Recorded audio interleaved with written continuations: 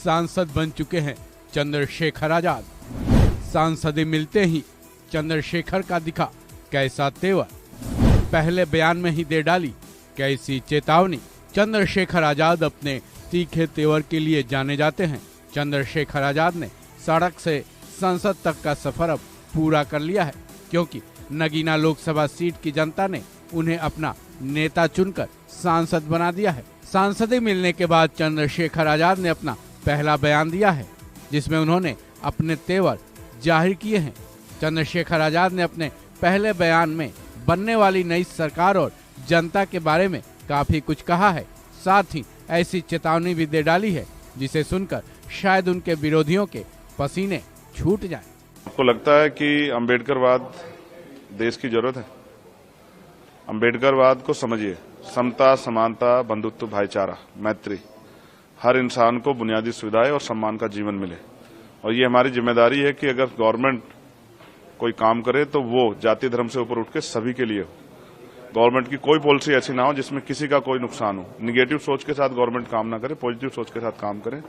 देश की आजादी के इतने साल बाद भी अगर लोग लंबे समय से बुनियादी सुविधाओं से वंचित हैं तो इसके लिए सरकारें जिम्मेदार हैं। अब वो बुनियादी सुविधाओं पर बात भी होगी और नए अवसर कैसे तैयार हों। देश का नौजवान सड़कों पर है, बेरोजगार है, देश का किसान परेशान है, न्यूनतम मजदूरी नहीं मिल रही है और ना ही रोजगार है लोगों पे। लोग सुबह उठ के जाते हैं बिकने के लिए, लेकिन कोई खरीदने वाला नहीं होता, क्योंकि देश में 80 करोड़ से ज्यादा लोग ऐसे हैं जो हैंड टू माउथ है।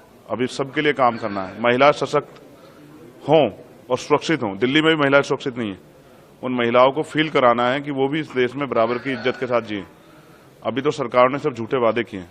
सरकार ने जो वादे किए उनको पूरा कराने के लिए सरकार से सवाल करेंगे। आपको लगता है कि कई जगह नाम बदले जाने की एक राजनीति होती है कि इसका नाम रख दो, उसका नाम रख दो, अम्बेडकर की मूर्तियां तोड़ दो, और एक दबाव की एक सोसाइटी है जो कि दबाव के अंदर काम करती है, तो ये निगेटिव थॉट है और ये इस निगेटिव थॉट को कब तक देश सींचता रहेगा, ये सवाल है। देश आजाद हो गया, अब भी अगर जाति के आधार पे या धर्म के आधार पर उत्पीड़न होता है तो देश को सोचना चाहिए।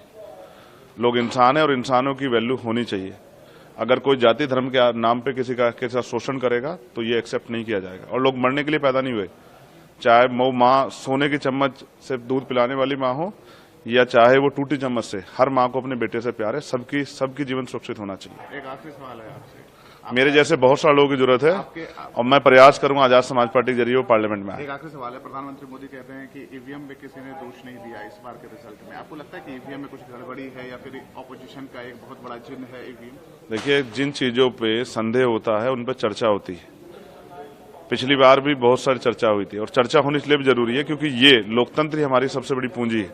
हमने यही कमाया। इसमें रानी का बेटा राजा नहीं बनता है, राजा वो बनता है जिसको जनता मत देती है। तो अगर कहीं भी संदेह होता है तो उस पर सवाल खड़े होने चाहिए, उसका जवाब उसको इलेक्शन कमीशन को भी और सरकार को देना चाहिए। एक्सपेंशन कैसे करेंगे यूपी में? बहुत मेहनत करेंगे, गांव-गांव जाएंगे, लोगों को जोड़ेंगे, पूरे देश में करेंगे।